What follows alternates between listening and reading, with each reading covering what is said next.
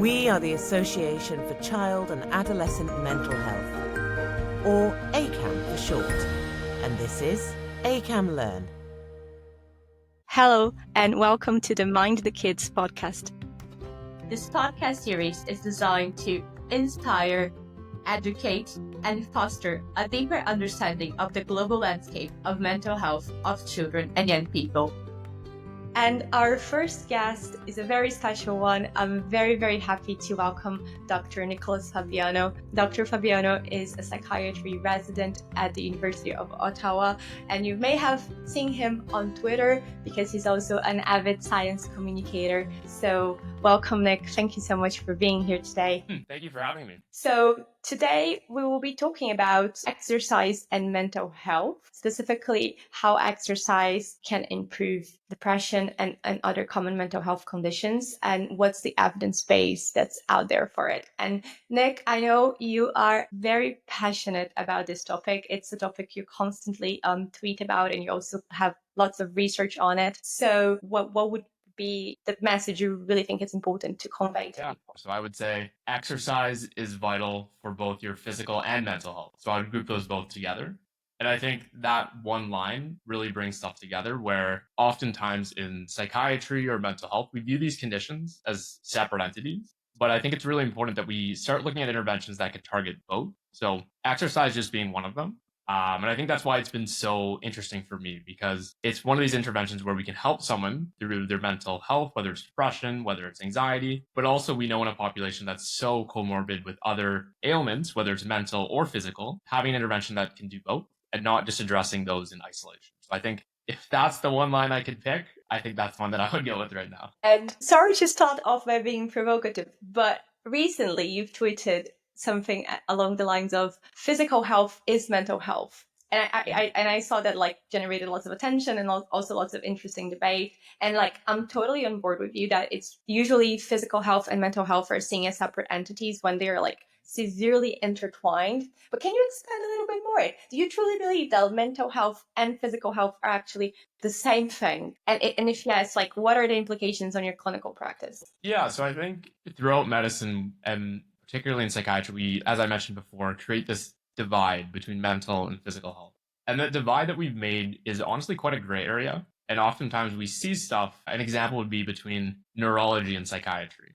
When we find a quote unquote physical cause for something, sometimes we do this trade where a condition that was a psychiatric condition now becomes a neurological. And I think it's very hard to arbitrarily draw a line of where the divide between physical and mental health really lies, especially when in the literature we see so many different associations, not only between comorbid conditions, but with the severity of those conditions and impact on depressive symptoms or impact on anxiety. So an example from a metabolic perspective could even be something like diabetes. We know that people with mental disorders across the board are at a higher risk of diabetes. And the same thing is the other way too, where people with diabetes are at a higher risk of depression, anxiety. An argument could be that some of that is due to medication side effects, but a lot of it too can also come from the underlying nature of what we say is the divide between the two. And I don't think it's necessarily helpful to look at them in isolation, which is why I kind of stand by the statement of mental and physical health are the same entity, because when we look at them in isolation and we have specialists treating different ones, we ignore the others. In the quote unquote physical health standpoint, where you're seeing your doctor for a physical ailment, your mental health may not be fully regarded there. Maybe a treatment is done to improve your blood sugar or something without taking into context the mental health aspect to it and what impacts that might have. So an example could be a dietary intervention. Maybe that's not sustainable for someone. Maybe it changes that number on the scale and improves that outcome from the physical side, but we're not necessarily addressing the mental side of things too. So I think it's helpful for no matter what kind of clinician you are or whatever kind of patient you're seeing, that you look at it as one entity, because as I mentioned before, those bidirectional relationships are endless, and you can look in the literature and really see those associations between various conditions, and they really don't operate in isolation. So I don't think that it's helpful to treat them in isolation either. Which again, it adds a layer of complexity for the clinician treating the patient, but I do think it's to their benefit. So that's where that concept of physical and mental health being the same thing is almost an advocacy thing for the patient in front of you, saying that, these two things interact with one another and we should address both, and both are very important.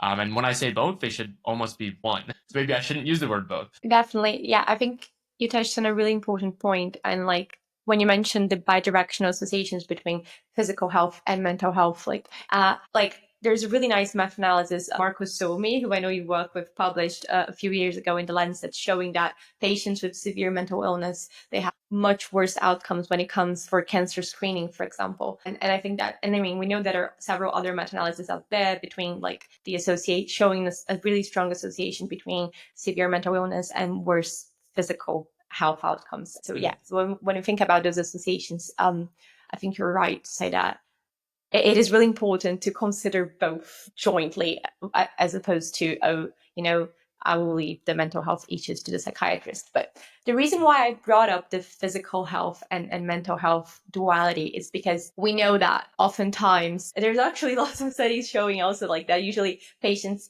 that have severe depression, for example, are less likely to exercise and are less likely to engage in physical activity as well. So I just wanted to ask you, how do you see that relationship and like what role exercise can play? Is it that patients who have like severe depression or severe anxiety are less likely to be physically active, and that's why like we know exercise is good for health, so we should encourage them to do more exercise? Or there's really a exclusive benefit that exercise confers to those patients? And yeah, what is the evidence base out there for exercise and depression? Yeah, so I would say with regards to that, it's both. I would say you're right to say that someone who is currently depressed is less likely to be active.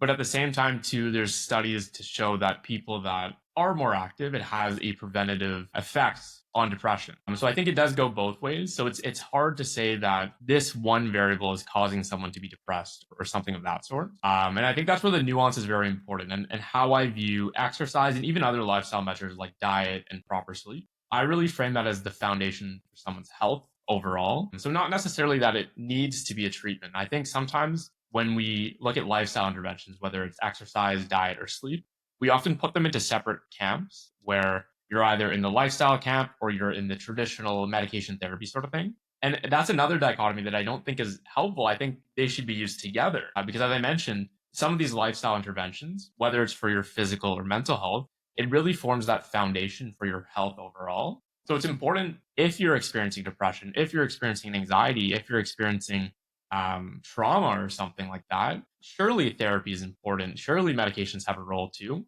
But at the same time, I think you're doing a disservice to the patient in front of you if you're not also talking about some of those foundational aspects, because even anecdotally being a resident doctor and doing a 24-hour shift, my mood and anxiety and everything after being sleep deprived just for one night and not being able to eat, my foundation has crumbled for that moment, and I'm different in that moment too. And you can imagine if that pattern continues on for days, for weeks, for months, for years, how someone's foundation can become eroded from that. And it makes it harder to do things like engage in therapy. It makes it maybe more prone to medication side effects and maybe not adhere as well too. So that's how I view the role of exercise and all of these other lifestyle measures in the treatment regimen, where it is that foundation, but it's also not something that we necessarily need to force upon someone. If someone's saying, hey, not ready to start exercising or something, and depending on the level of depression that they're experiencing, maybe it's also not appropriate to start in that moment. But I do think that it is a foundational aspect, and it should be a treatment option offered to a patient.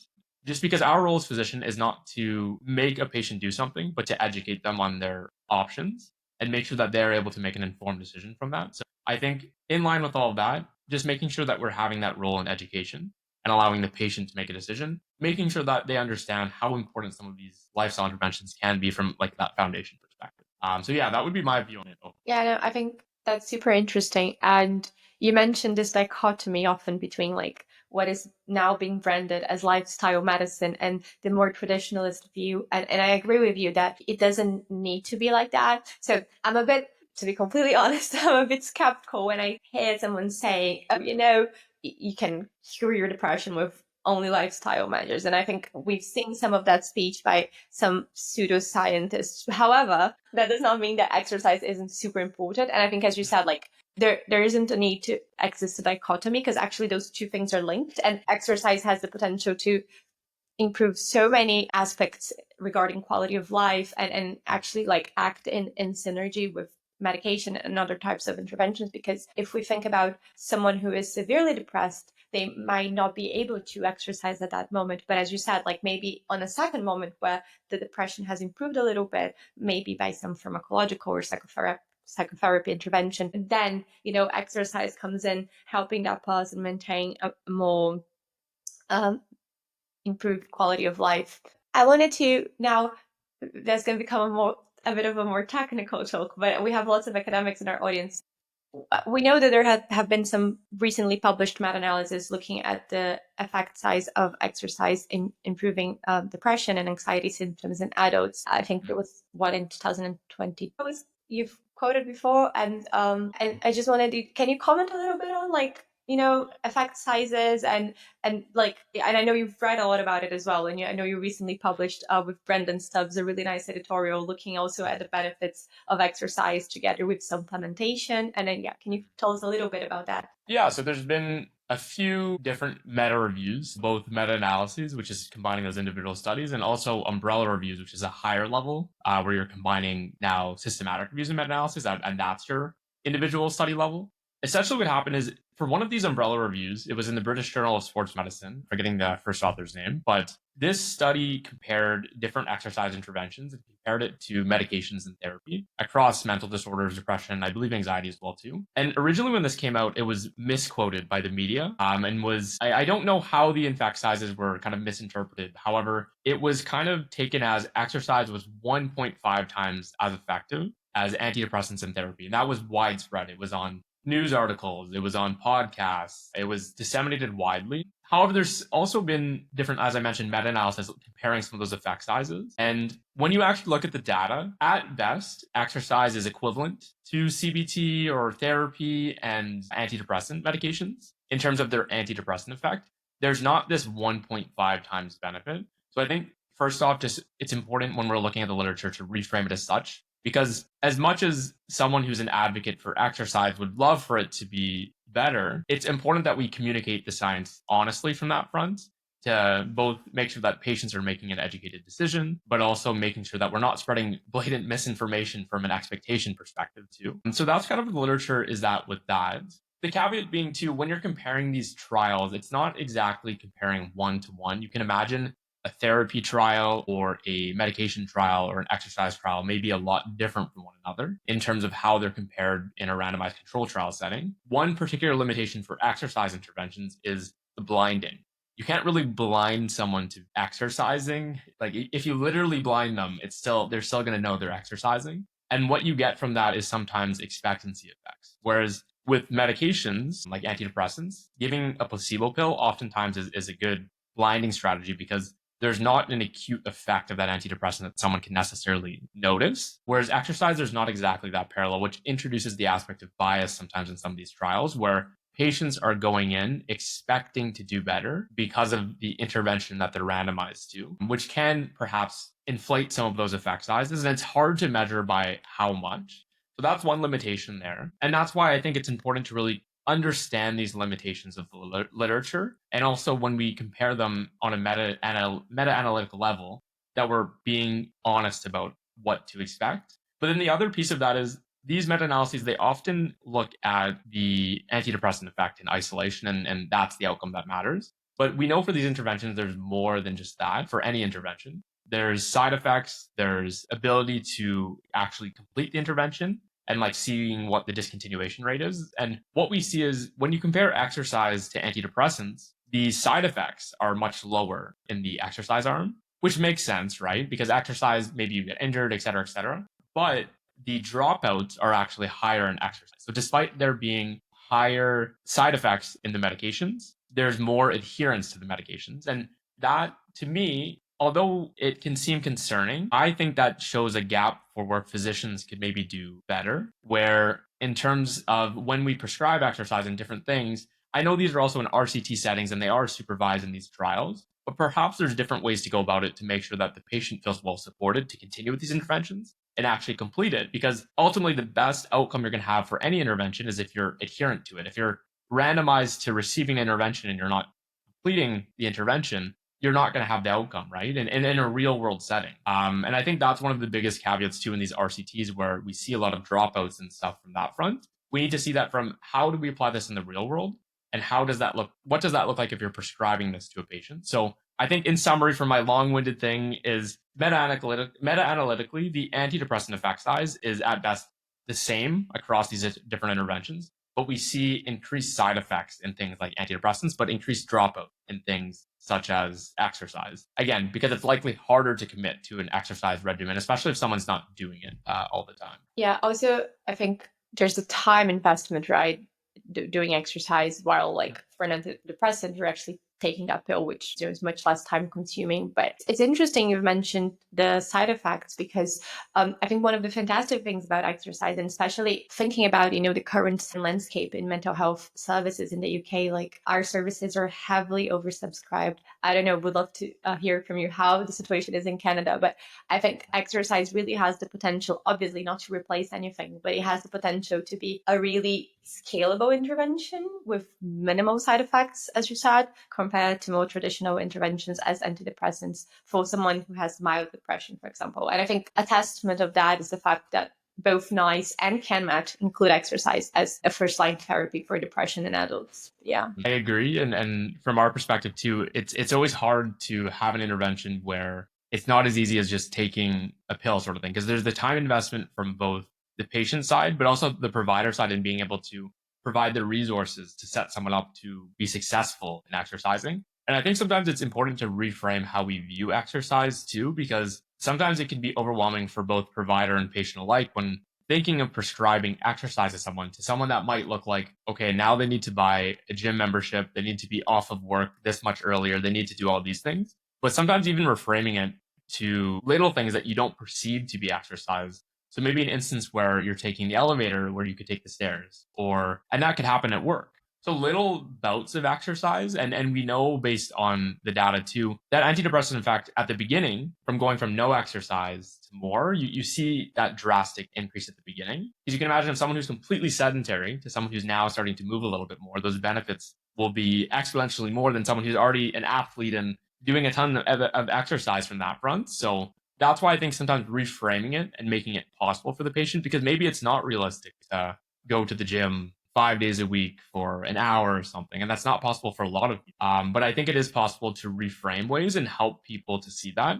to make it realistic for them to do. And again, maybe not as a monotherapy, but maybe something that they can do on top of some of the other things that they're No, definitely. And just discussing a little bit more about the evidence that's out there. So you mentioned this meta-analysis that was published in the British Journal of Sports. I think despite the fact that, this meta-analysis specifically only looked at adults, and despite the fact that you have already commented that they only, those trials are very different. So it's hard because and they acknowledge that in the paper. They say there's lots of heterogeneity among the studies. The number necessary to treat of exercise, the NNT, was still 2, which I mean, it's fantastic, right? It's a great NNT if we stop to think about it. But looking at children and young people and the evidence of exercise for improving mental health conditions in children and young people, I know that there is a really good evidence base for ADHD, for example. There's even a really cool podcast I was hearing the other day, and you can learn about it, looking at the evidence base of prescribing exercise to neurodivergent kids, which is super interesting. But specifically for depression and anxiety, there is it's a bit outdated by now, but there is a Cochrane systematic review and meta-analysis from 2006 showing that actually the effect size for exercise in children and young people with depressive symptoms, in terms of, as you said, the outcome they were looking at was just the depression scales, as self-reported, but the effect size was minimal and it was marginally significant. So I was just wondering, what could explain that difference? Because we know that for adults, the evidence base is really solid. And I mean, there's only one meta-analysis and they've only included 5 studies, if I'm not mistaken. Sorry, they've included 11 studies, but it was a population of around 9,000 people, something like that. I'll double check while you answer. It's just that I was just wondering, what could explain the difference? And maybe, I don't know, maybe it's just the fact that we're we're looking at the wrong outcomes, because we know exercise is super important developmentally for kids. But I don't know. Yeah. And when was that meta-analysis from again? Like you said, 2006? 2006. Yeah, the title, if anyone that's listening wants to look up, it's called Exercise in Prevention and Treatment of Anxiety and Depression Among Children and Young People. It was published in July 2006. It's in the Cochrane database. And yeah, they basically looked at the vigorous exercise versus no intervention at all. And yeah, to be fair, they looked at the general population of children. Yeah. Interesting. Okay. So I can't speak to that specific meta-analysis because I haven't read that one specifically, but I have seen newer ones, and I can't cite specific ones, but in children and adolescents since then that have updated some of these meta-analyses, and there is surely less research than the adult population. That's without a doubt in terms of the antidepressant effect and stuff. And from what I recall, and I don't want to misquote anything, I think the effect size had increased a little bit in some of the more recent studies. And how I would interpret that trend would be this: is we know that in children and adolescents, there's an association between sedentary behavior and depressive symptoms. And a lot of this sedentary behavior for these kids, they're spending on their phones, their iPads, and increasingly amounts with TikTok and all the different apps we have today. So it wouldn't surprise me to say in 2006, when kids maybe didn't have phones as often, didn't have TikTok, didn't have all these things, perhaps their baseline level of activity was a little bit higher than we would see now. So there may be a stronger effect in current days with exercise targeted interventions,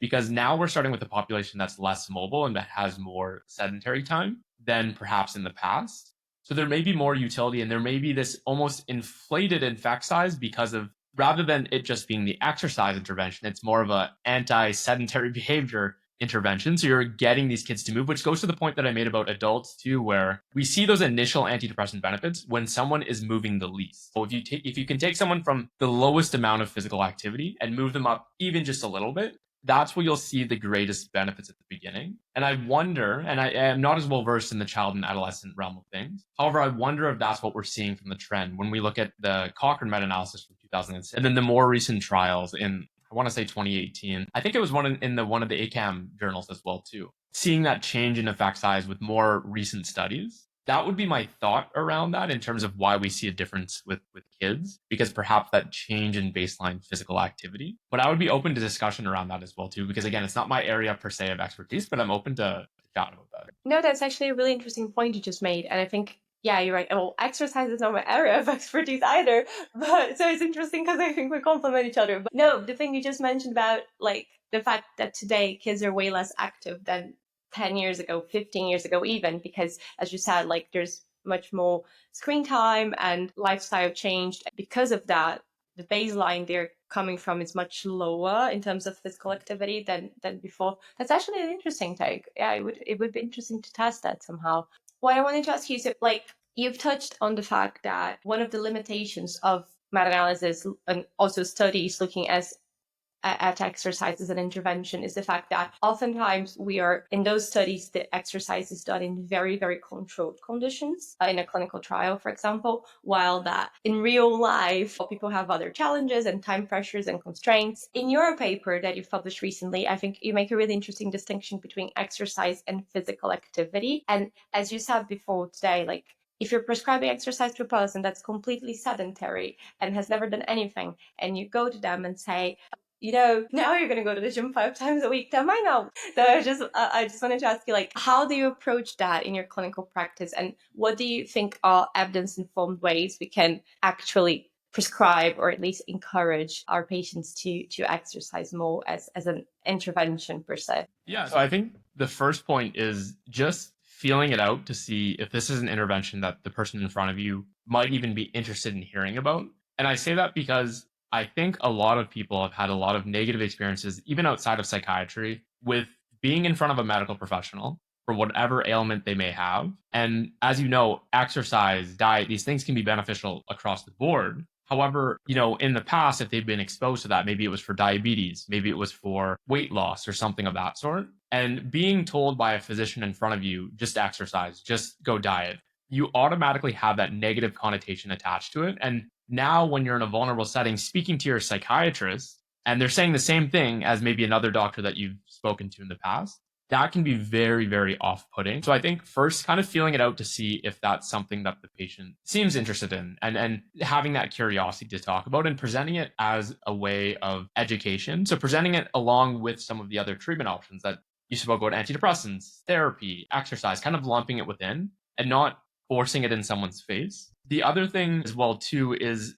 with that, you want to be able to have like a productive discussion with them about it. So if that is something they're interested in talking about, again, sticking to the evidence and maybe how they might be able to do that. And that kind of bridges into the how do you prescribe exercise sort of thing. Because as I mentioned before, for medications, if you're starting someone on an antidepressant, you wouldn't just say start antidepressant and then leave your clinic. And they'd be like, what is going on? But that happens with exercise, right? You say, just exercise. So with a medication, you prescribe the type of medication, you prescribe the dose of medication, you prescribe how they take that medication. So orally, injection, you prescribe, how often they're taking it, all these different parameters. So the same thing you can apply to exercise too, to make it actionable for the patient. So what I've recommended using is something called the FIT principle. So it's FITT. So that stands for frequency. So how often someone is exercising per week. Intensity, so that's split up between the low, moderate, or vigorous intensity. And then there is the type of exercise. So we broadly divide that up into aerobic, which is things like running, strength training, which is things like resistance or weights. And then we also have mind body, which are things like yoga. And then the last T is just timing. So how long are those exercise sessions? Is it 10 minutes? Is it an hour? And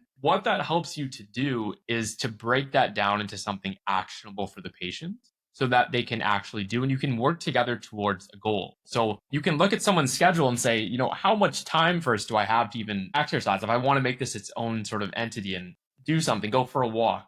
And then you can talk about to your provider, like, I have this much time, let's do this, and kind of make that something actionable. And when you start engaging in that exercise, that can also be something where at your next appointment, you can say, oh, this was too long of a session. Maybe we should go down.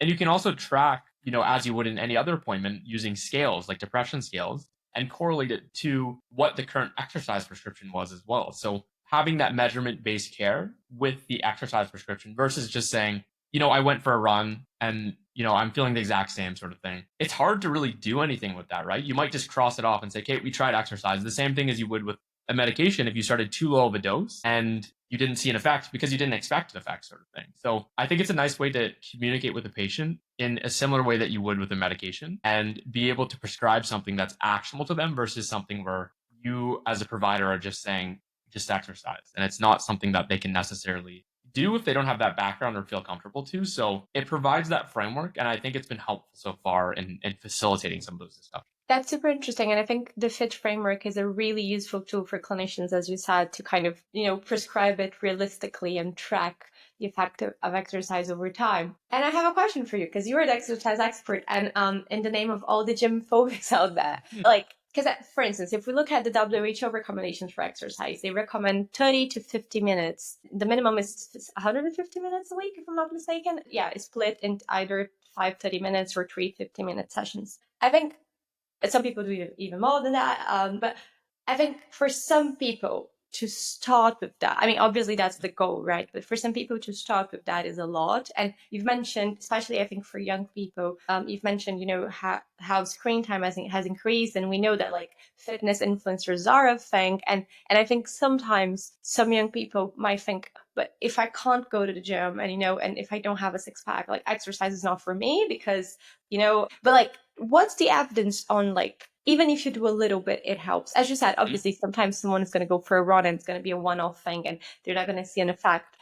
If someone is a little exercise, I think my question is little exercise better than no exercise at all, even if that's not reaching the recommendations imposed by WHO or by other guidelines? Yeah, no, I think back to the point that I said before, the less active you are and being able to do any amount of exercise, you're going to see significant amount of benefits at the very beginning. And those benefits, as you optimize it more, are actually going to start tapering off, sort of thing, where, I think sometimes it's very off-putting for patients. And that's why I'm very careful when I discuss these different thresholds or what we're aiming for. It's more so rather than aiming for a specific time or a specific intensity, it's really building that momentum and making it something that the patient wants to do. Because the same thing with diet, you can have a perfect diet that tastes horrible. It's not working. You stick to it for 1 week and your body's the healthiest it's ever been for that 1 week, but you're miserable and you stop it after that 1 week. The same thing is with exercise. You could start right at the recommendations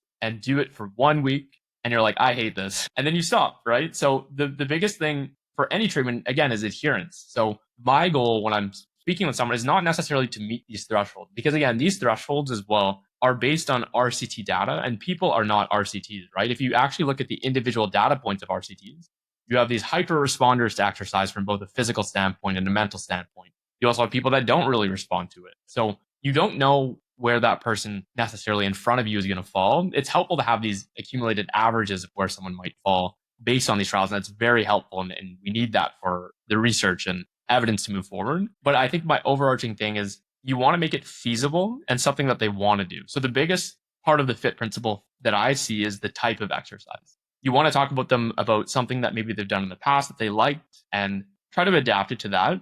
And then from there, you can kind of fit it in their schedule in terms of how much time they have to do it, at what level of intensity is comfortable. Because although generally the rule is from an antidepressant effect perspective, we see higher benefits the higher the intensity, it's not very realistic to just go from no exercise to just doing a full marathon or something like that. So I think, number one, tailoring the expectations, but also just helping as a physician foster that interest and passion towards it. Because a lot of patients say once they get into it, it feels like it's a treatment that they're in control of. Whereas sometimes the medication, they can feel that the medication is in control of them, that they need this medication to be okay. Whereas exercise can be something that they're doing. It gives them this locus of control. So even if that's lower than the recommendations, that's totally okay, because if that's working for them, or if that's working to a spot that is increasingly helping them, that's totally okay too. And that's why I'm always, as I mentioned, hesitant to say, you need to hit this many minutes at this intensity of this specific exercise, because that's a common question that's asked is what's the best exercise? And the same thing applies for diet. What's the best diet for XYZ? It's the one that you can stick to. And that is what I see my role as in these consultations or speaking with patients, is to find what works for them and hopefully set them up for success from that end. But yeah, that would be my approach. Oh, that's fantastic. And I think it's useful advice for clinicians out there who want to incorporate exercise in their prescribing routines. So to wrap up our talk and our discussion about exercise and mental health, I just wanted to end with a takeaway from you. Like, if you could, considering where the evidence base stands today around exercise and the effects on it on mental health, what do you think should be the main change that should happen in clinical practice? Because as we were discussing before, like, exercise already is on some of the guidelines as first-line interventions, like CanMath, which you guys use in Canada, and NICE, which we use here in the UK. So what do you think should be the main change moving forward? What do you think? So I think it's a great point you make. Oh no, sorry. It's a great point that you make with regards to it being present on the guidelines. I think that's a very important first step.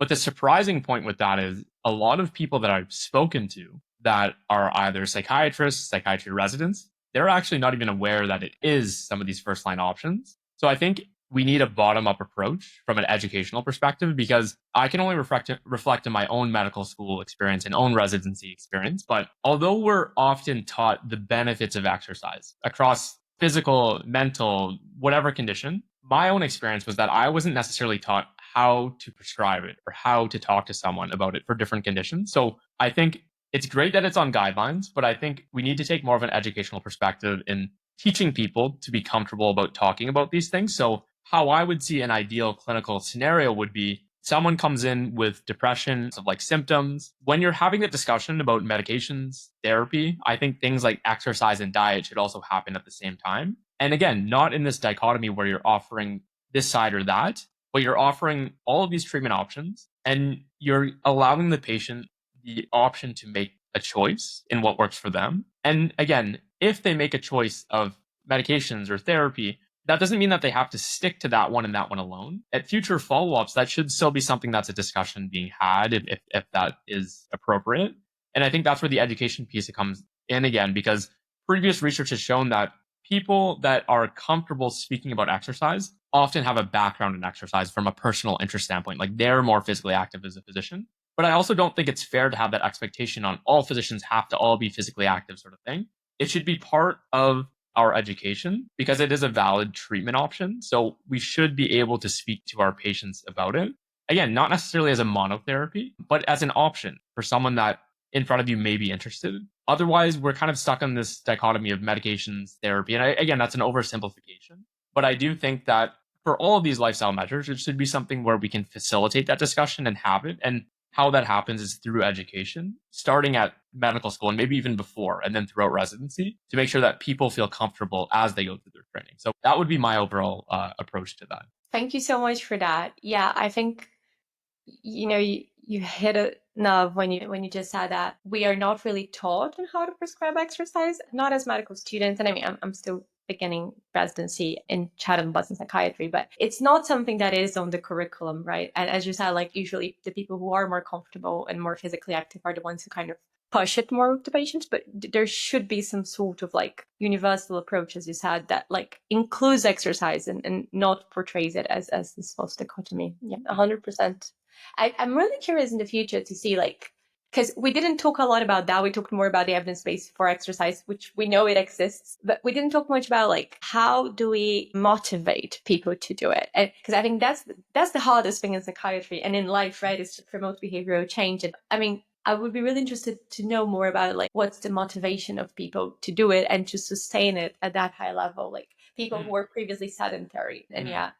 I know I said that the last one would be the last question, but can you comment on that as well? Like, do you know, in the current exercise research work, which I know is your word, like, what is on the pipeline? Yeah, so for that, I think a big component of it is timing of when you're having these discussions too, because as I mentioned before, for people that have had poor experiences in the past, or people that, depending on the severity of their depression, maybe it's not appropriate to recommend it. So even in the moderate to severe range, that's probably where, maybe that discussion isn't appropriate. Like moderate could be. Mild is where a lot of the research has been done in terms of a depression severity standpoint. I think the first thing as a clinician that you're in control of is assessing that level of severity and seeing when it's appropriate to have that discussion, because patients may see, if that was presented as an option and they turned it down initially, maybe in their mind, this is now not an option to bring up again because you've turned it down as the patient, which is not true, but that could be something that's kind of going on. But then the other piece is, even in mild depression, within depression itself, there's that amotivation. There's